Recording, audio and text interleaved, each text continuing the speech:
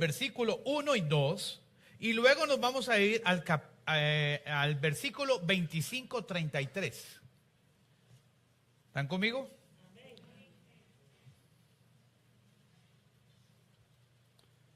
¿Lo encontramos?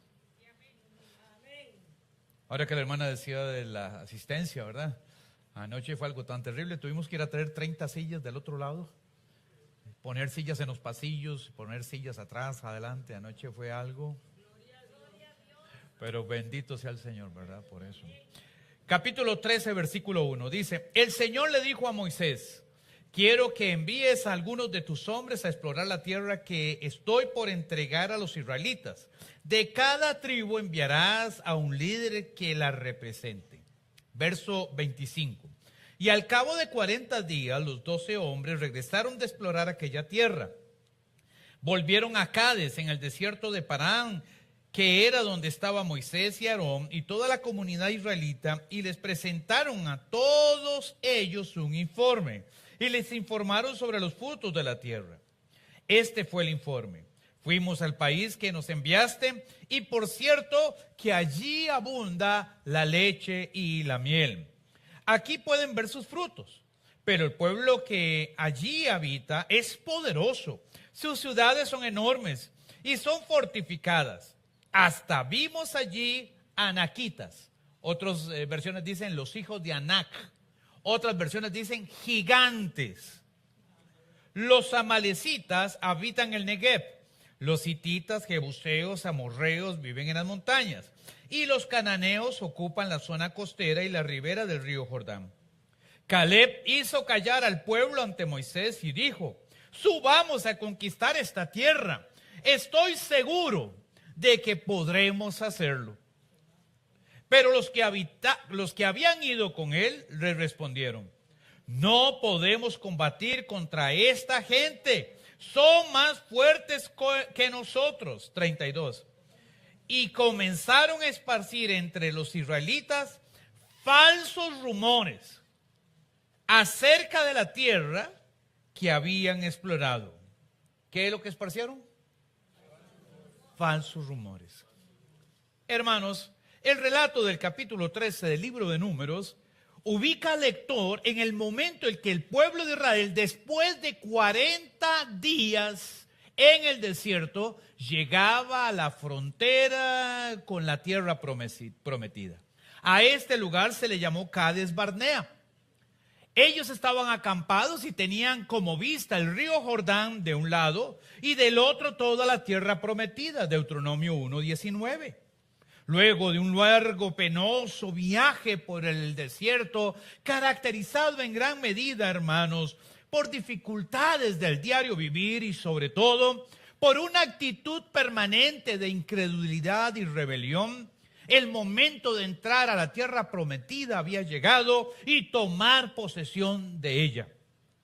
Sin embargo, y antes de iniciar el proceso de conquista y de acuerdo con la narración de Deuteronomio capítulo 1 y verso 22, el pueblo le pidió a Moisés que enviara un grupo para que inspeccionara la tierra, las personas que vivían en ella, observaran las ciudades y buscaran estratégicamente puntos débiles para planificar posibles ataques militares que los llevaran a la conquista. Moisés escuchó la sugerencia, pero yo noto un sentido de pesadumbre en Moisés, porque realmente no había razón de por qué enviar los espías.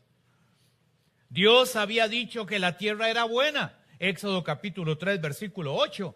También en Éxodo 13, 5 lo había dicho, y en Levítico 20 y 24. Dios había descrito la tierra que había prometido para ellos como una tierra que fluye leche y miel. Ahora, a la par de una tierra exquisita, Dios había prometido que Él entregaría las naciones que vivían ahí y que los israelitas ocuparían y habitarían las ciudades que ellos habían construido. Éxodo 3:17. Según Números 13:1-2, Moisés llevó y presentó la petición del pueblo delante de Dios, y aunque no era necesario, El Señor permitió hacerlo. Y vea el énfasis, envía unos hombres, ya no era el pueblo, era Dios. Envía unos hombres, pero Dios les especificó qué debían de hacer, cómo debía de estar compuesto el grupo. Escoge un príncipe por cada una de las 12 tribus. Es decir, que el grupo de hombres que iban eran 12 hombres y cada hombre representaba una tribu de Israel. Y al final, Dios les pide que presenten un informe. Capítulo 13, verso 26. Sería difícil afirmar, hermanos, que la idea de enviar estos espías surgió como resultado de establecer una estrategia, digo yo, preventiva de conquista. Porque en realidad el avance, la estrategia y la conquista siempre dependió de Dios. Esto quiere decir que lo que está sobre la mesa no es la precaución, sino la incredulidad.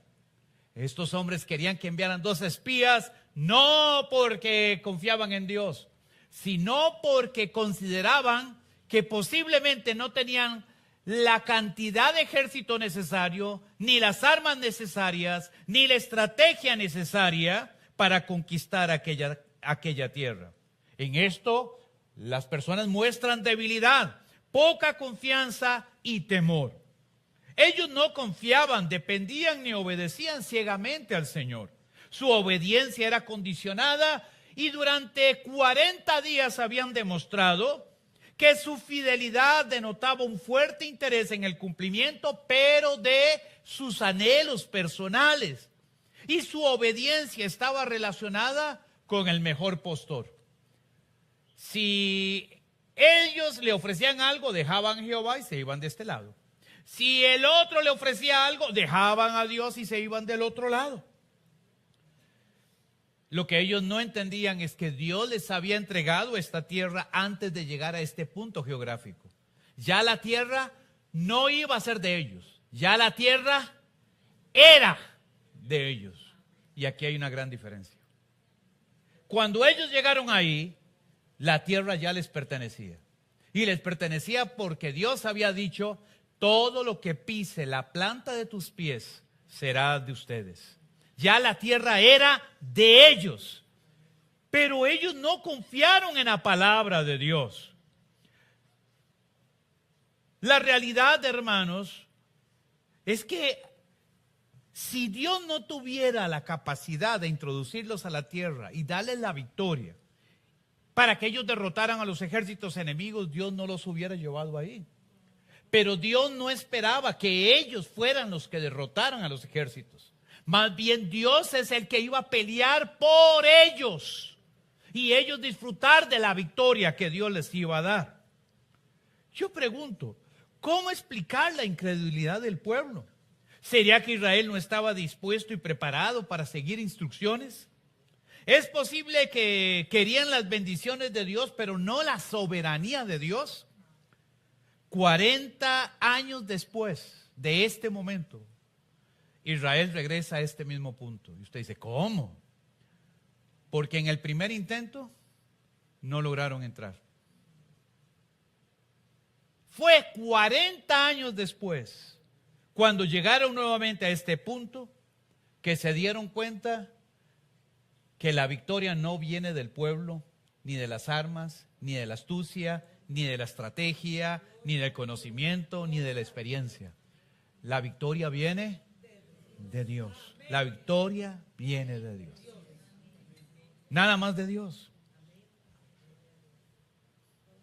Yo pienso, hermanos, ¿qué es lo que está en la mesa detrás de este pasaje? ¿Cuál es el tópico más fuerte en la lucha que tiene una persona? ¿Obtener la bendición de Dios o someter su vida delante del Señor? ¿Qué piensa usted? ¿Someter la vida? ¿Qué más? ¿Qué piensan? ¿Qué es lo más fuerte? ¿Obtener la bendición o someter nuestra vida al señorío de Jesús o al señorío del Señor? ¿Qué es lo más difícil que usted ha encontrado en su vida? Está difícil, ¿no? ¿Sí? La bendición está ahí siempre. Y la bendición de Dios siempre el Señor siempre tiene las manos abiertas para bendecirnos. El problema del ser humano es que nos cuesta entender que Dios tiene un plan y un propósito en todas las cosas. Y que nuestra acción o actividad frente a las promesas de Dios es someter nuestra vida y esperar el tiempo, el momento y la ocasión donde la bendición de Dios va a venir para nosotros, tal como Dios lo prometió. No cabe entonces la menor duda, hermanos, que las promesas de Dios siempre se cumplirán a pesar de lo que suceda. Siempre se cumplirán.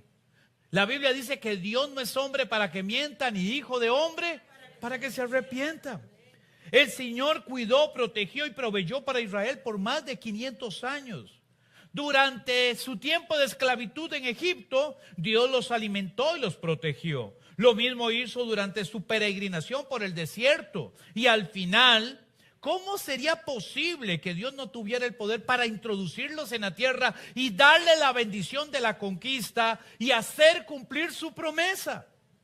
La realidad es que el pueblo no enviaba espías por seguridad o preocupación. Lo hacía por incredulidad, por temor.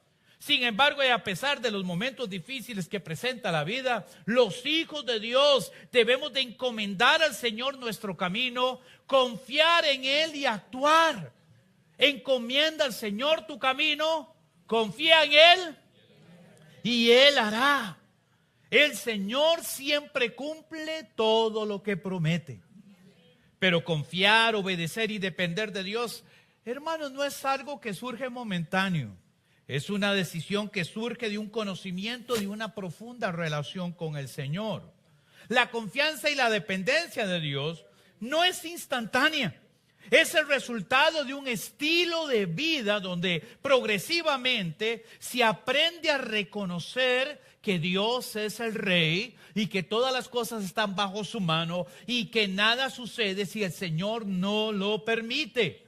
Pero a la par de ese argumento que quizás sea amenazante para algunos, también debemos de reconocer y aprendemos a conocer cuando caminamos con el Señor, de que el Señor es bueno y misericordioso y fiel y paciente, y en su misericordia, en su providencia, siempre nos da lo que ocupamos. La Biblia dice: no he visto justo desamparado, ni su descendencia que mendigue pan.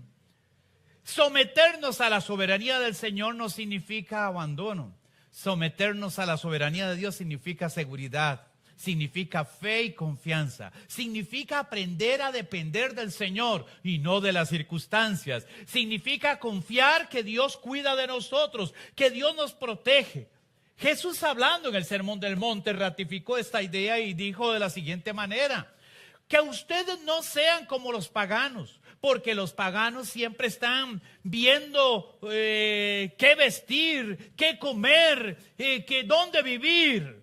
Mas ustedes no sean así. Entre ustedes será: mas busca primero y su justicia, y las demás cosas vendrán. Pero Israel no confiaba en Dios. Israel dependía de su astucia, de su poder personal, de su capacidad militar. Por eso, cuando los exploradores regresaron y presentaron su informe, hermanos, 14:1 de Números, todo Israel lloró. No cierre su Biblia, vea su Biblia. Todo Israel lloró. ¿Cuánto tiempo lloró y se lamentó Israel? 14:1 y 2. No estoy diciendo los números de la lotería de hoy. ¿Cuánto tiempo Israel lloró y se lamentó? 14:1, 2. Toda la noche. Toda la noche. Hermanos, eran cerca de 2 millones de personas. ¿Están conmigo? Usted puede escuchar desde aquí el lamento, el lloro, la quejazón de cerca de 2 millones de personas toda una noche hable y hable y hable y nadie se acuesta y salen de las tiendas y entran en las tiendas y van donde el vecino y se vuelven a meter y siguen hablando y hacen café y lo vuelven a hacer y nadie se quiere acostar y hay decimos los costarricenses, un burumbum en todo el pueblo, hay un desasosiego, hay algo que está pasando. De alguna manera el pueblo entró en pánico al escuchar el informe, porque descubrieron, en primer lugar, que su astucia, su fuerza militar y su estrategia no sería suficiente. Esto me hace pensar que el pueblo no confiaba en Dios, sino que confiaban en sí mismos.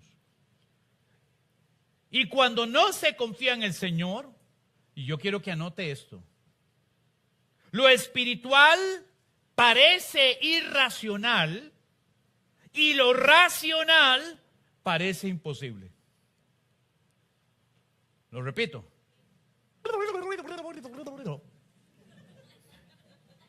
Repitiendo. Cuando no se confía en el Señor, lo espiritual parece irracional. No es posible. Y aún lo racional, es decir, lo que uno podría decir, se podría, inmediatamente todo el mundo dice que es imposible. Hermanos, nunca se está más lejos de disfrutar de una bendición de Dios que cuando se intenta racionalizar lo que Dios ofrece. Porque dentro de la lógica de los parámetros humanos, lo que Dios hace muchas veces no tiene sentido. Y la forma en que Dios actúa es inesperada. Y la forma en que Dios se mueve, hermano, nos sorprende una y otra y otra y otra vez. Y cuando intentamos racionalizar el accionar de Dios, limitamos a Dios y para nosotros Dios deja de ser Dios y se convierte en un ser humano con limitaciones. Pero cuando nosotros confiamos en Dios, Dios tiene millones de posibilidades de responder a una oración, de resolver una crisis, de resolver un conflicto, de muchas maneras tan creativas que usted y yo en este momento ni nos imaginamos cómo Dios podría hacerlo. Dios es bueno. Ahora, ¿qué pasó?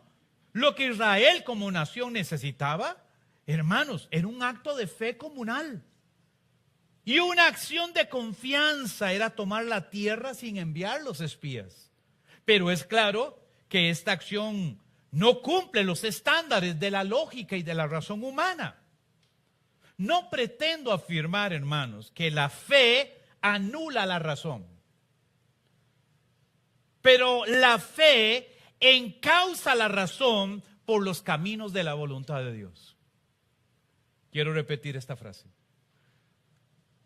La fe no anula la razón, pero la fe encausa la razón por los caminos de la voluntad de Dios. Frente a las actitudes negativas, Dios se muestra paciente, misericordioso, y Él hasta permite que los espías vayan. Pero les aclara qué deben de hacer, cómo deben de hacerlo y la estrategia. Vayan de aquí hasta el norte, allá en la parte más norte, en Hamat, y luego regresen. El grupo avanzó, recorrió toda la región y en su informe detalló los pueblos que habitaban la región, el tipo de construcción, el número de ciudades que había y hasta se describe a sus habitantes. ¿Qué es lo que le llama a usted la atención en el informe de los habitantes de esta región? Su talla. Small, no. Su altura. En el libro de Génesis, y a pesar de lo que diga la National Geographic y de lo que diga la ciencia, sí hubo gigantes. Sí hubo gigantes. Mucha gente busca cuál es el origen de estas razas, pero fueron seres humanos extraordinariamente grandes. Y en el libro de Génesis se nombra 4 pueblos de gigantes. Personas de 3 metros 50 a 4 metros 10. Gigantes. Gigantes. Entre los pueblos estaban los hijos de Rafa. Ninguno de los de Rafael es de aquí, no. En Génesis dice que los hijos de Rafa eran gigantes descomunales. Pero también está otra familia llamada los anaquitas, es decir, los descendientes de Anac. Y Anac era otro poderoso gigante. Quizás uno de los gigantes más conocidos en la Biblia fue el gigante que derrotó David. ¿Cómo se llamaba? ¿Cuánto medía Goliat? 3 metros 50. Hola. Algunos dicen, bueno, sí, puede ser que hayan gigantes, pero entre más grandes, más tontones son. Les cuesta más mover los pies, les cuesta más mover las manos. Yo dudo de esa teoría. Porque estos gigantes no eran tontones, eran guerreros. Y habían matado cientos de hombres. Hace no mucho, hermanos, en una región de Irak, encontraron una espada de cerca de 2 metros 60 de altura. Y todo el mundo dijo, bueno, fue algún exuberante rey que mandó a hacer esto para demostrar que eres poderoso. Era la espada que usaba alguno de los gigantes. Ahora, imagínense una espada de 2 metros y medio en manos de un hombre de 3 o 4 metros de alto, enfrentándose a un ejército de un montón de pulgas de 1,80 metros, más o menos de mi tamaño. Hermanos, si yo me parara junto a Goliat, no le sirvo ni de rolón.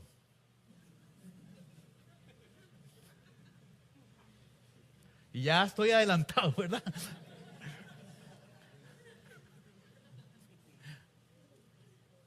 Yo no lo llegaría ni a la rodilla. ¿Está conmigo? No le llegaría a la rodilla. Ahora, ellos no dicen, y vimos un gigante. Vimos pueblos de gigantes. 20, 30, 60, 90, 100, 200, 500 gigantes. Y si habían gigantes, ¿habían? Inmediatamente uno dijo.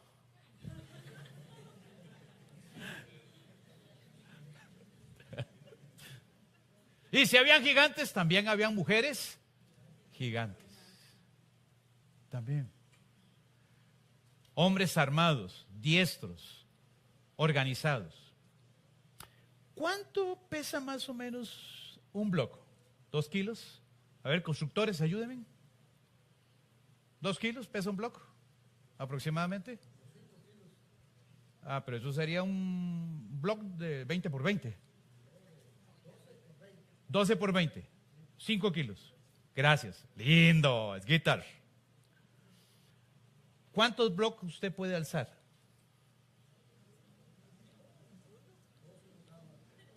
2 en cada mano, porque yo he alzado 2 en cada mano.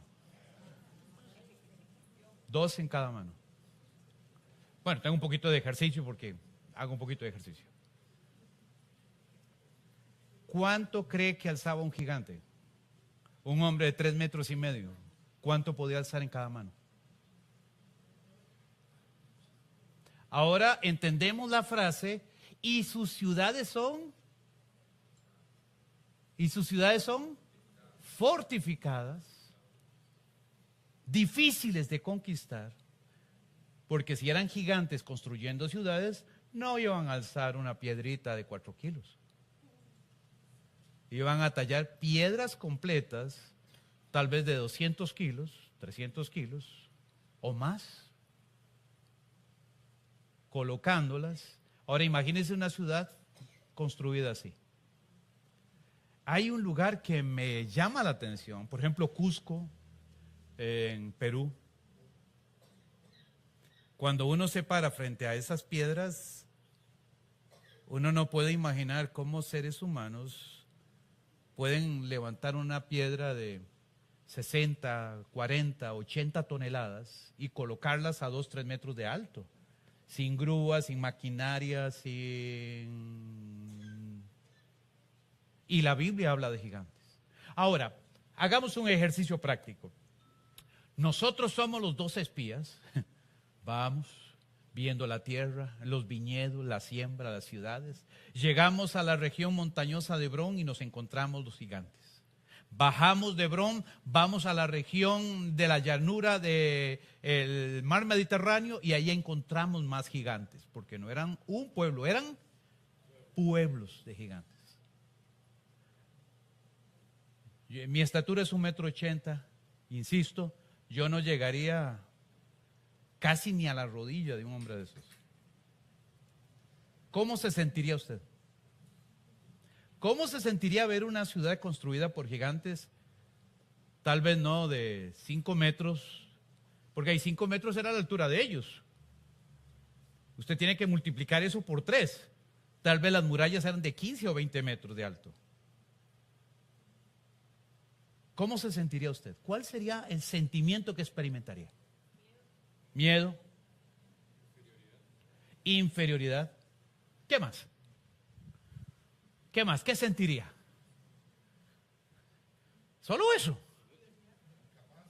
Incapacidad. Bien, bien, Santiaguito. Pánico. Sí. Con solo pararse a la par de semejante tontón, decía mi abuelo.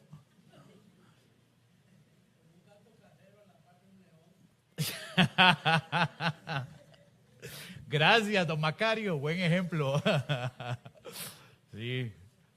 Realmente nos encontraríamos sin ningún tipo de oportunidad. Ahora, yo quiero preguntarle, lo que usted experimenta hoy sin ver eso, pero tratando de imaginarlo, ¿se ajusta al informe de los 10 hombres que dieron el primer informe? ¿Se ajusta o no se ajusta? ¿Sí o no? ¿Sí o no? Ahora, si usted todavía duda de que existan gigantes, la Biblia en el libro de Génesis menciona al hombre más grande que la Biblia, que hay relato histórico. Era Og, rey de Basán. Og medía 4 metros 30. Recuerde que la parte más alta de este templo mide 5 metros. Og medía 4 metros 30. Su cama era de 4 metros 50. La cama donde dormía. Él medía 4 metros 30. Es descomunal imaginar un ser humano de esa altura, y no solamente un ser humano, un guerrero. Dice que la lanza de Og era como un rodillo de tejar, de un telar, gracias, de un telar, esa es la palabra. Más o menos unos 35, 40 centímetros de ancho. Y esa era lo que él agarraba. Imagínense ese palo, 40 viejos menos, 40 viejos menos, 40 viejos menos, otros 40 viejos menos. Agarren esa cochina, o sea...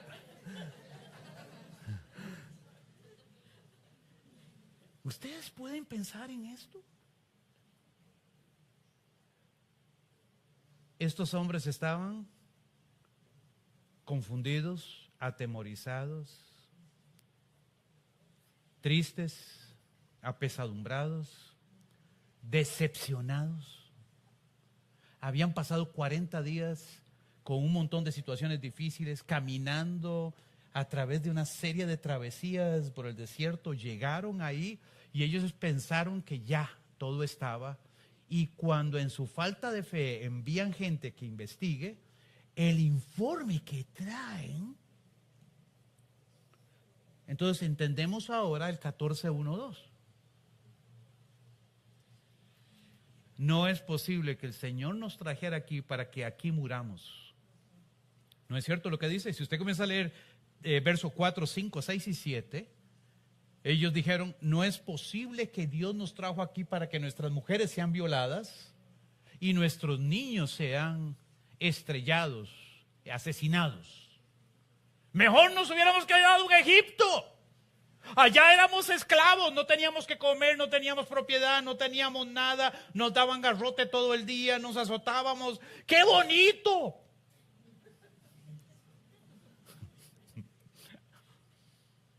¿Por qué tuvimos que venirnos a... que Moisés, que Dios, que dónde? Vea lo que nos encontramos aquí. La primera reacción de ellos fue: quitemos a nuestros líderes y volvamos a Egipto. Ellos estaban viendo la conquista de la tierra desde una perspectiva racional. Y si nosotros estuviéramos ahí desde una perspectiva racional, ¿usted consideraría que la tierra que Dios prometió era conquistable, sí o no? No escucho. ¿Sí o no? Es que me hacen sí o no. ¿Sí o no? El gran pecado de Israel es que nunca pudo ver las cosas que Dios veía. Porque Israel siempre vio lo sobrenatural como algo imposible. Y cuando Dios les presentó la oportunidad de hacer algo dentro de lo natural, Israel pensó que eran ellos los que iban a conquistar una tierra para Dios. Y que eran ellos los que tenían que enfrentarse a los gigantes. Y que eran ellos los que iban a tener que escalar aquellos muros. Pero vea las cosas irracionales que hace Dios y que se hicieron posibles. Dar de comer a 2 millones de personas durante 40 días en el desierto. Mencióname cuántas veces en la historia se ha hecho algo así. Pasar 2 millones de personas a través del Mar Rojo. Mencione cuántas veces ha sucedido algo así. Cosas irracionales, pero que Dios lo hizo posible. Cuando tenían sed, Dios les dio de beber de una piedra. Dígame, ¿cuál fue la última piedra que le dio de tomar agua a usted? ¿Ah? No, porque a mí nunca. Dios hizo cosas que desde la perspectiva racional no son posibles. Pero Dios se mueve en el mundo de lo sobrenatural. Y para Él lo irracional es posible. La Biblia dice que no hay nada imposible para Dios. Porque para Dios todas las cosas son posibles. Al que cree, todo le es posible. El informe de mayoría, ya sonamos como a la Asamblea Legislativa, ¿verdad? El informe de mayoría es imposible. No se puede. La tierra es buena. Ellos nunca negaron eso. Las ciudades hermosas. Hasta vi unas chiquillas, dijo alguno. Pero es gente muy alta. Hay gigantes. No se asusten que los gigantes ya se fueron. Gente muy... Ya se está manifestando. Hay gente muy alta. Las ciudades fortificadas. Ejércitos entrenados y poderosos. Armamento. No podemos hacerlo. Luego de que terminó el informe de mayoría, vino el informe de minoría. El informe de minoría, quien tomó la decisión de hablar fue Caleb, hijo de Jefone. Y se levantó y le dijo: muchachos, escúchenme. Todo lo que han dicho es cierto. Pero yo estoy seguro de que Dios peleará por nosotros. Ese era el secreto. La tierra prometida no era un ejército conquistando una tierra para Dios. Era Dios entregándole la tierra a su pueblo prometido. Y cuando cambiamos la ecuación de esto, en cualquier circunstancia o problema que tengamos en la vida, nos vamos a encontrar racionalizando lo que Dios hace y encontrando nuestras grandes limitaciones y diciendo como los espías: no se puede. Pero Caleb se levantó y dijo, estoy seguro. Y estos gigantes que están ahí son pan comido. Yo no sabía de dónde había salido esa frase. 14:7 creo que es. Son pan comido. ¿Qué son los gigantes? Ya le dieron un palo de escoba a usted contra un gigante, a ver. Son pan comido. ¿Cómo explica usted esa frase?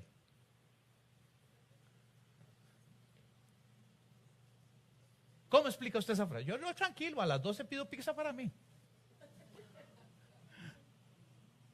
¿Qué significa esa frase?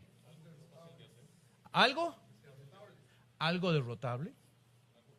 ¿Es algo fácil? ¿El pan le saca las uñas a usted? ¿Le pela los ojos? ¿Sale huyendo? ¿Qué significa pan comido? Esa frase. ¿Ah? Que es victoria fija. Esto, los gigantes son victoria fija. Los demás se le quedaron viéndole. ¡Está loco! Hay así, hasta anteojos negros para poder verle la cara. Y Caleb dijo, si el Señor está con nosotros, el Señor nos dará la victoria. Hay crisis y momentos difíciles en la vida.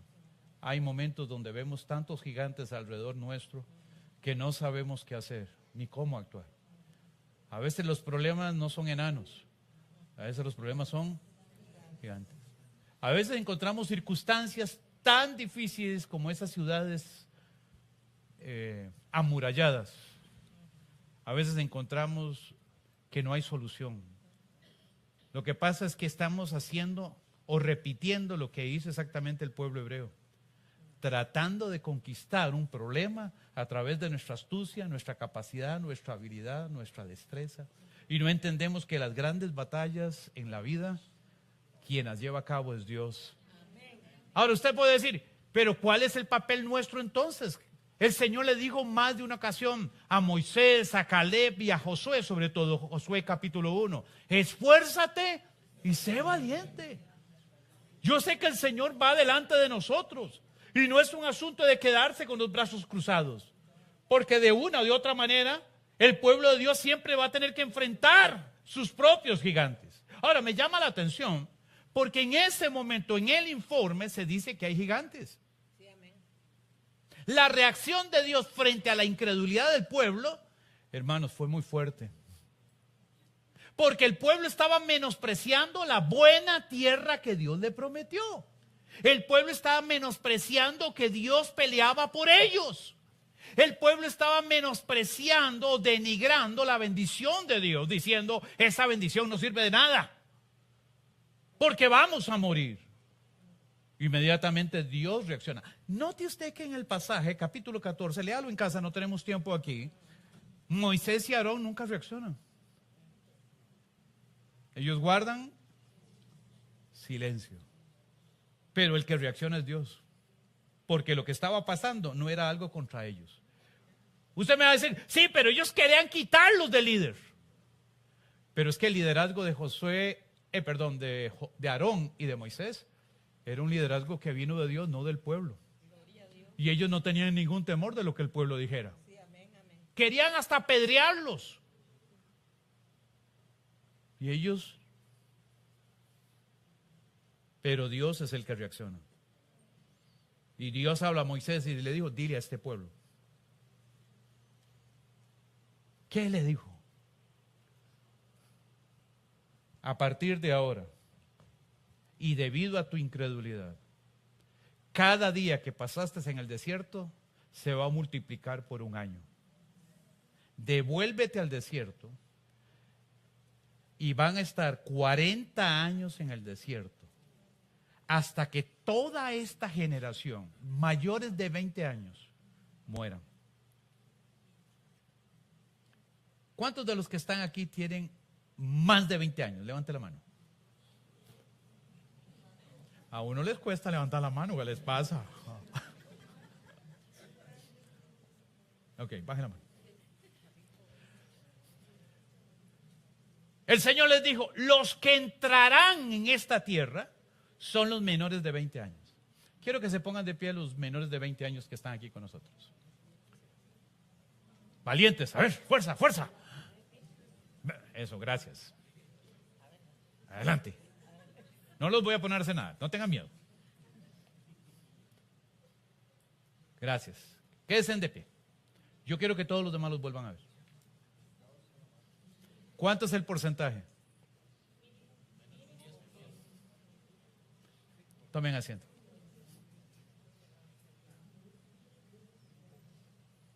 Ninguno de los que vio mi gloria en Egipto, ninguno de los que vieron mi poder manifiesto, ninguno de los que me escucharon en el monte, ninguno entrará a la tierra prometida, porque dudaron de mí y menospreciaron la bendición que yo les quería dar. Y a los 10 que dieron un informe de mayoría, todos eran príncipes, ¿están conmigo? Eso significa que eran líderes, era gente conocida por el pueblo. Y estos líderes, durante toda la noche, caminaron por los 2 millones de personas, amotinando a la gente para que mataran a Aarón y a Moisés. Y Dios se levanta y dice, hoy caerán. Y esa misma noche, esos 10 hombres murieron. Dios mandó una plaga a la medida para cada uno. Y de los 2 millones de personas, solo 10 murieron ese día. Los 10 líderes que fueron a ver a la tierra prometida. Si hay algo que Dios no acepta ni tolera, es cuando nosotros dudamos de Él, cuando desconfiamos de Él, cuando queremos hacer las cosas a mi manera y a mi forma. Dios no lo tolera. Cuando Dios te ofrece una bendición y usted le da la espalda tratando de alcanzar esa bendición por medios propios. Cuando no entiende que hay momentos en la vida que lo único que hay que hacer es esperar. Y hay momentos en la vida donde hay que levantarse y actuar. Pero quien te dice cuándo esperar y cómo actuar o cuándo actuar es Dios. Y la única manera de saber cuándo actuar o cuándo esperar es caminar en intimidad con Dios. Es aprender a escuchar la voz de Dios.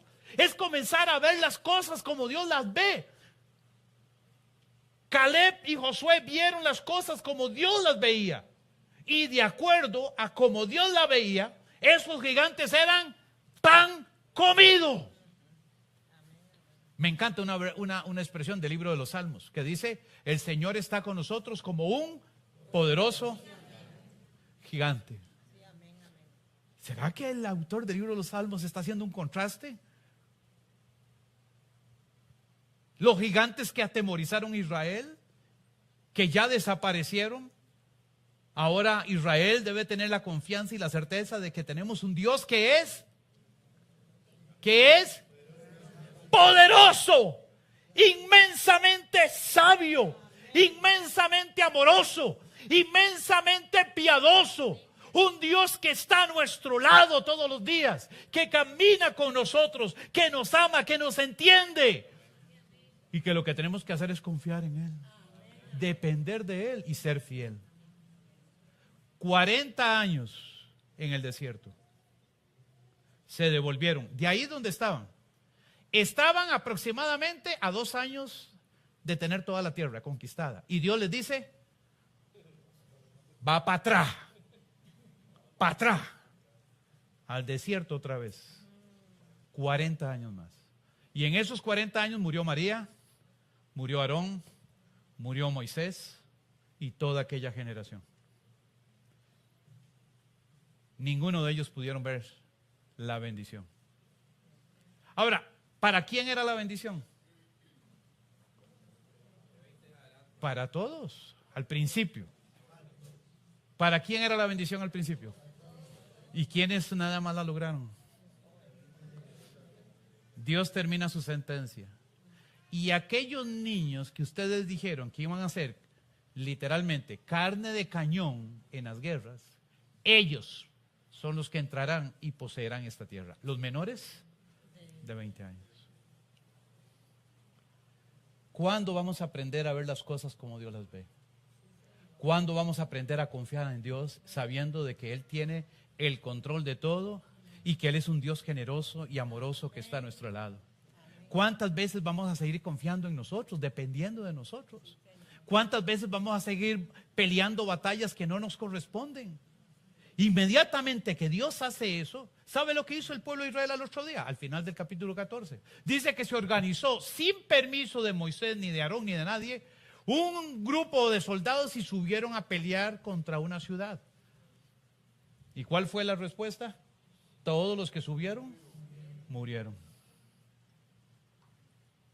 Porque Dios les dijo, no es momento de avanzar, es el momento de retroceder. Hasta que ustedes no aprendan a confiar en mí, no obtendrán la bendición. ¿Cuándo vamos a aprender a confiar y obedecer en Dios? ¿Cuánto tiempo tiene que pasar? 40 años más. Si el Señor lo que te está ofreciendo es que confíes en Él. Ahora, toda esta historia se cierra en el libro de Josué, cuando 40 años después vuelven a llegar al mismo punto y ahora sí, comienzan la conquista. Josué está al frente, el ejército está al frente, vamos para adelante, conquistan, destruyen a la ciudad de Jericó, una de las ciudades más fortificadas. Ahora, ¿quién botó los muros de Jericó? ¿Usted no sabía? ¿Quién botó los muros de Jericó? ¿Y cómo los botó Dios? ¿Cómo los botó Dios? Vamos a tener que estudiar la historia del Antiguo Testamento. Rodeando la ciudad. ¿Cuántas veces rodearon la ciudad? Y cada vez que iban dando vueltas, ¿qué tenía que hacer el pueblo? Tirar flechas, tirar lanzas, piedras, ofender a la suegra. O sea, ¿cuál es lo que tenía que hacer? ¿Quién les dio la victoria en Jericó? ¿Quién? ¿No es lo que Dios iba a hacer el resto del camino? Hace 40 años atrás. ¿No es lo que Dios iba a hacer? Pero dudaron. Y ahora Dios tuvo que enseñarles y disciplinarlos 40 años. Majarlos 40 años. Hasta que el último infiel se muriera. Y cuando el último murió, el Señor dijo, es hora de entrar. Y conforme ellos iban, el Señor iba adelante, iba adelante, iba adelante. Y el Señor envía hasta las avispas, dice, ¿verdad? Juan Luis Guerra, no, pero también dice ahí un texto. Dios envió las avispas para atacar a los enemigos de Israel. En otra ocasión Dios mandó ángeles a atacar a los enemigos de Israel. En una sola noche, un ángel del Señor eliminó, en tiempo de Josías, 182,000 soldados. Un solo ángel.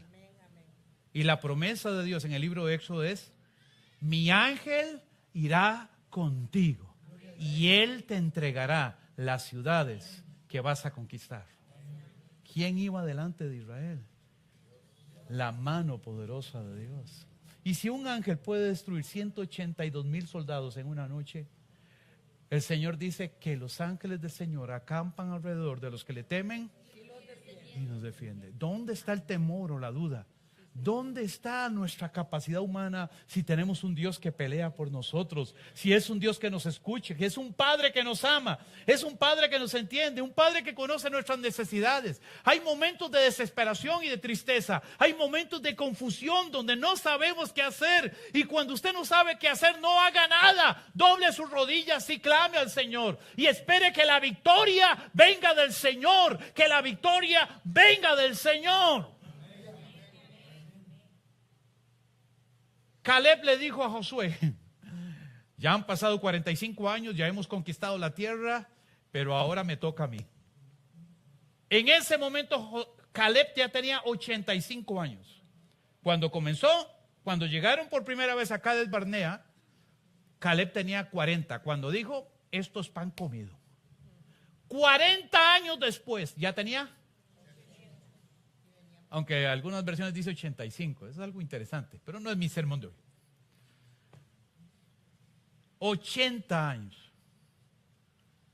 Y le dice a Josué, hace 40 años, cuando yo investigué la tierra. Moisés me dijo, todo lo que la planta de tus pies toquen será tuyo. Y yo fui al monte Hermón, me tocó ir al monte Hermón. Y en el monte Hebrón, es donde habitaban los hijos de Anac. Y la Biblia describe 3 gigantes que todavía vivían ahí. 2 de ellos de más de 3,80 metros y uno de casi 4 metros. Todavía vivían ahí. Y Josué se le queda viendo a Caleb y le dice, no, tranquilo. Yo tengo tanta fuerza y tanta habilidad hoy, full testosterona, que el Señor entregará a los gigantes y a las ciudades en mi mano. Y Josué dice, ve y hazlo, porque el Señor está contigo. Es el guerrero más viejo, de mayor edad, que la Biblia registra. 85 años. Ya a veces a los 40 uno anda buscando Voltaren, ácido fólico, ¿verdad? B12. Era un guerrero. Y él y su tribu subieron a Hebrón y mataron a los gigantes. Esta pequeña sección con que cierra esta historia nos demuestra que Dios no necesita ni a los fuertes, ni a los sabios, ni a los hábiles, ni a los estrategas. Lo que Dios necesita es algo que tenía Caleb: fidelidad en Dios y confianza. Cuando nosotros confiamos en Dios, las murallas van a caer. Cuando nosotros confiamos en Dios, no hay gigante que se resista. Cuando nosotros confiamos en Dios, lo difícil se hace posible. Lo irracional se hace normal. Y comenzamos a vivir como cristianos en un mundo espiritual donde tenemos un Dios todopoderoso. Yo no sé cuál ha sido su lucha, su dificultad o su problema, pero quiero decirte que Dios está aquí y que Dios conoce tu mente y tu corazón. Quiero que cierres tus ojos y ores y que presentes a Dios en esta mañana tu vida. ¿Hay gigantes en tu vida?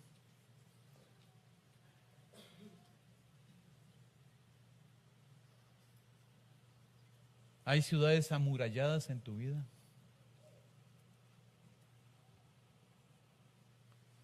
¿Hay personas que siempre están alrededor tuyo diciendo no puedes, no lo lograrás, es imposible?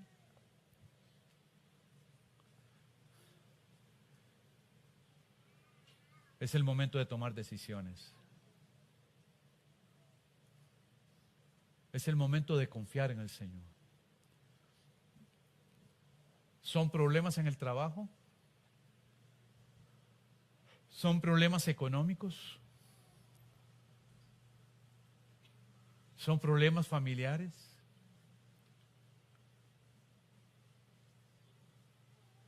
¿Hay un problema en tu matrimonio? Son gigantes que uno dice, no se puede. Pero el Señor dice, confía en mí. Confía en mí, dice el Señor. Yo quiero ahora que usted presente ese problema que Dios ha puesto en su mente y en su corazón delante de Él. Si es un problema de salud, dígale, Señor, los médicos han dicho esto. Hable con Dios, díselo. Los médicos han dicho no se puede. Los médicos dicen es imposible. Los médicos dicen es para toda la vida. O los médicos han dicho ya no te queda vida. Pero recuerda que el Señor está contigo y el último que tiene la palabra final es Dios.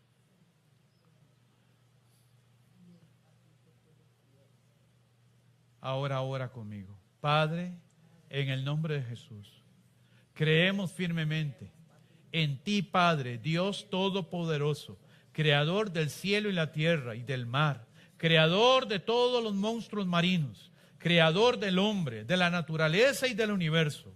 En ti está el conocimiento y la ciencia. En ti está la verdad y la eternidad. En ti habita la justicia y la santidad. En ti está el poder, Dios mío. Y tu palabra dice, clama a mí y yo te responderé. Hoy clamamos como iglesia delante de ti, Señor. Hoy nos presentamos delante de ti. Y queremos presentar nuestras dudas, nuestros temores, nuestros sinsabores, nuestra desconfianza, nuestro temor sobre los eventos de la vida. Señor, hemos fracasado en nuestro deseo de creerte a ti. Pero hoy, Señor, abrimos nuestros ojos delante de tu presencia y pedimos perdón, Padre. Perdón porque hemos sido duros en nuestro corazón. Perdón porque hemos creído que somos nosotros haciendo las cosas para ti. Y no hemos entendido, Señor, que tú eres Dios, que tú eres el Rey, que tú eres el Señor y que tú haces las cosas, Padre, a su tiempo, a tu manera, en su momento y según la ocasión. Padre, ponemos nuestra vida en tus manos. Perdona, Señor, nuestra rebelión. Perdona nuestra incredulidad. Perdona, Señor, nuestro temor. Perdónanos, Señor, porque hemos fallado delante de ti. Pero hoy, Señor, nos levantamos en fe, creyéndote a ti, Padre amado, Dios Todopoderoso. Y clamo a ti por cada uno de mis hermanos. Señor, al que está enfermo, pon tu mano sanadora, Señor, y glorifícate y haz un milagro. Señor, sana ese corazón. Señor, sana los ojos. Señor, sana, Señor, los riñones, los pulmones. Señor, sana, Señor, Padre, el estómago, los intestinos. Señor, sana los huesos. Padre, que todo el que está enfermo reciba tu mano poderosa, un toque especial, sobrenatural de tu gracia, y que mis hermanos sean sanos. Señor, visítalos con tu favor, sánalos con tu gloria, Padre mío. Tócalos como aquella mujer, Padre, que fue sana de su flujo. Padre, en el nombre de Jesús, visita con tu favor a mis hermanos. Glorifícate sobre ellos y trae sanidad sobre su vida. Padre, yo reprendo, ato y ligo toda obra del diablo que traiga mentira, confusión, engaño, palabras, Señor, de temor sobre la mente y el corazón de tu pueblo. Reprendemos toda obra de Satanás y pedimos, Señor, que la verdad de Dios brille en nuestra mente y nuestra confianza sea fuerte en ti, Padre, porque tú estás a nuestro lado, porque tú nos amas. Hoy entregamos este problema, hoy entregamos esta enfermedad, hoy entregamos esta limitación, esta situación. Padre, para ti es pan comido y contigo yo seré más que vencedor, más que vencedor. Yo entrego este problema del trabajo, yo entrego este problema matrimonial en tu mano, yo entrego el problema de mis hijos, yo entrego el problema, Señor, económico, yo entrego el problema de la casa, el problema de relaciones. Padre, en el nombre de Jesús, estamos creyendo en tu palabra y tu palabra dice: clama a mí y yo te responderé. Clamamos a ti, Señor, por un milagro. Haz un milagro en ese vientre que no ha concebido, haz un milagro en esa espalda, Dios mío. Haz un milagro, Señor, en esa cabeza, ese cerebro. Haz un milagro, Señor, en las finanzas de tu pueblo. Y bendícenos, Padre, para que tu nombre sea glorificado en todo. Padre, nos ponemos en tus manos y te damos gracias. Te damos gracias, te damos gracias, te damos gracias, te damos gracias. Gracias por tu presencia, tu amor, tu misericordia. Ahora, Padre, confiamos en ti y salimos de este lugar con la convicción y la firmeza que si el Señor está con nosotros, ¿quién contra nosotros? Dígalo conmigo. Si el Señor está conmigo, nadie me podrá hacer frente. No habrá gigantes que me abran frente. No habrá ciudades que me detengan. No habrá enemigos que me detengan. El Señor va conmigo. El Señor va conmigo. El Señor va conmigo. Su mano va conmigo. El Señor abre puertas. El Señor abre ventanas. El Señor abre oportunidades. El Señor trae sanidad. El Señor trae bendición. El Señor trae su gozo. En el nombre de Jesús de Nazaret. En el nombre de Jesús de Nazaret. Gracias, Padre, por tu presencia. Gracias, Señor, por tu misericordia, su verdad. Gracias, Señor. En el nombre de Jesús. Amén. Amén. Dios es bueno. Dios es bueno. Aleluya. Póngase de pie y vamos a orar. Y así quedamos despedidos.